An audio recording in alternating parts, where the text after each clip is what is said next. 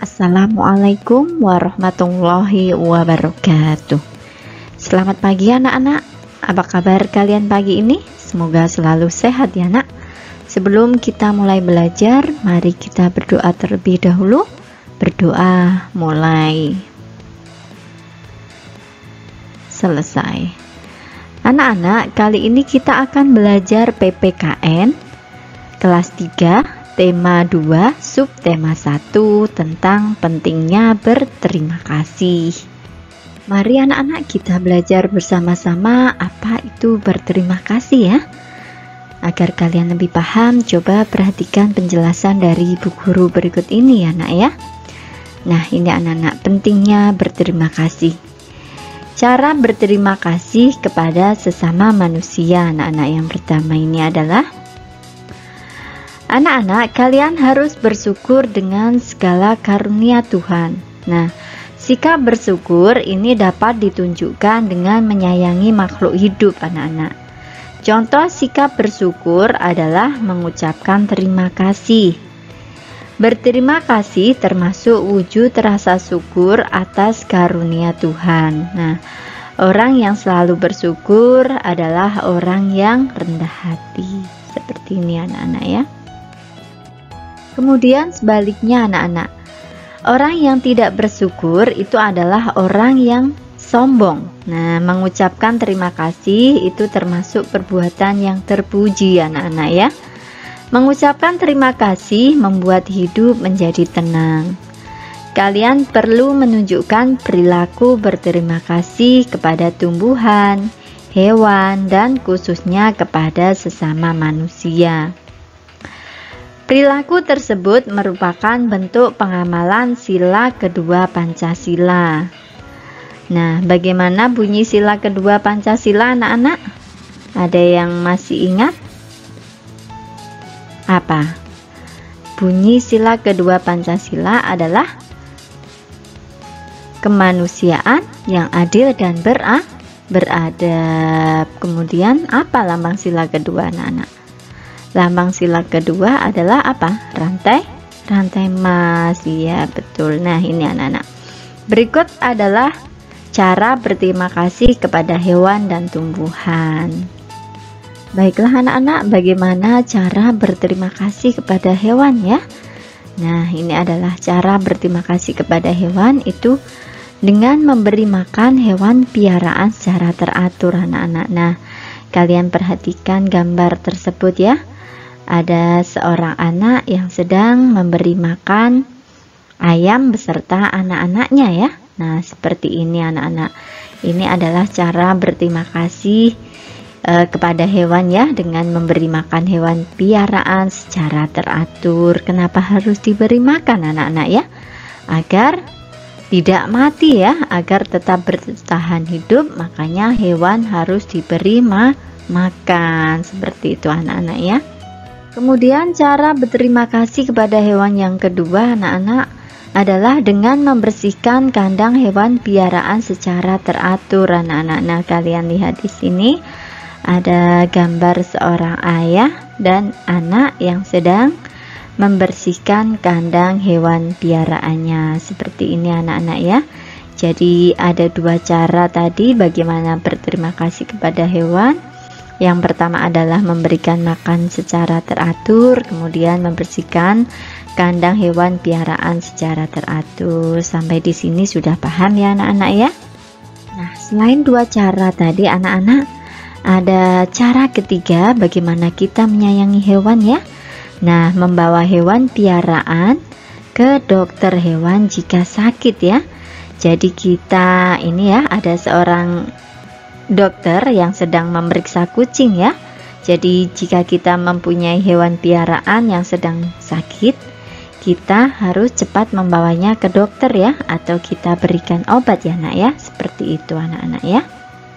Anak-anak, tadi di depan kita sudah membahas cara berterima kasih kepada hewan ya. Nah kali ini anak-anak kita akan belajar bagaimana cara berterima kasih kepada tumbuhan ya. Nah ini caranya. Yang pertama anak-anak adalah dengan menyirami tumbuhan pada pagi dan sore hari anak-anak ya. Nah Ini ada seorang anak perempuan yang sedang menyirami bunga ya. Nah, seperti itu anak-anak ya. Jadi caranya adalah menyirami tumbuhan pada pagi dan sore hari. Seperti itu anak-anak. Kemudian cara yang kedua yang dapat kita lakukan untuk berterima kasih kepada tumbuhan adalah dengan memupuk tumbuhan secara teratur anak-anak ya. Nah, seperti ini. Kita memberikan pupuk kepada tumbuhan secara teratur. Fungsinya apa? Agar tumbuhan menjadi subur ya, menjadi subur. Seperti itu anak-anak ya. Kemudian cara yang ketiga berterima kasih kepada tumbuhan anak-anak adalah dengan mencabuti rumput liar di sekitar tumbuhan. Nah, seperti ini anak-anak ya. Jika kita memiliki tanaman, di sekitar tanaman kita ada banyak rumput, harus kita cabuti ya nak ya. Kenapa harus dicabuti? Karena rumput tersebut dapat mengganggu kesuburan tanaman kita ya, maka harus kita cabuti anak-anak. Ini adalah bentuk rasa terima kasih kita kepada tumbuhan. Seperti ini anak-anak ya. Kita lanjutkan lagi anak-anak belajarnya. Kali ini kita akan belajar tentang arti penting meminta maaf kepada sesama manusia. Nah, seperti apa itu? Dengarkan penjelasan dari Bu Guru ya nak ya. Anak-anak, manusia merupakan makhluk sosial yang tidak dapat hidup tanpa bantuan orang lain. Nah, oleh karena itu, kalian harus hidup berdampingan dengan orang lain. Saat berhubungan dengan orang sekitar kalian, tanpa sengaja kalian dapat melakukan kesalahan. Apa sebaiknya yang kalian lakukan setelah melakukan kesalahan? Nah, saat kalian melakukan kesalahan, sebaiknya segera meminta maaf. Ini anak-anak ya. Meminta maaf itu membutuhkan keberanian anak-anak ya. Anak berani akan meminta maaf jika berbuat salah. Meminta maaf sebaiknya diucapkan dengan tulus dan ikhlas. Meminta maaf juga disertai dengan niat baik dengan tidak mengulangi kesalahan lagi. Meminta maaf merupakan perbuatan terpuji nih anak-anak ya. Meminta maaf merupakan salah satu pengamalan sila kedua Pancasila. Nah, dengan meminta maaf, kalian akan merasa lega ya tentunya ya. Hubungan dengan orang lain akan tetap terjaga dengan baik. Seperti itu anak-anak ya. Jadi jika kita melakukan kesalahan terhadap teman atau saudara, ayah, ibu, nah itu kita harus segera meminta maaf. Seperti itu anak-anak ya. Yang selanjutnya anak-anak yaitu bersikap baik kepada sesama.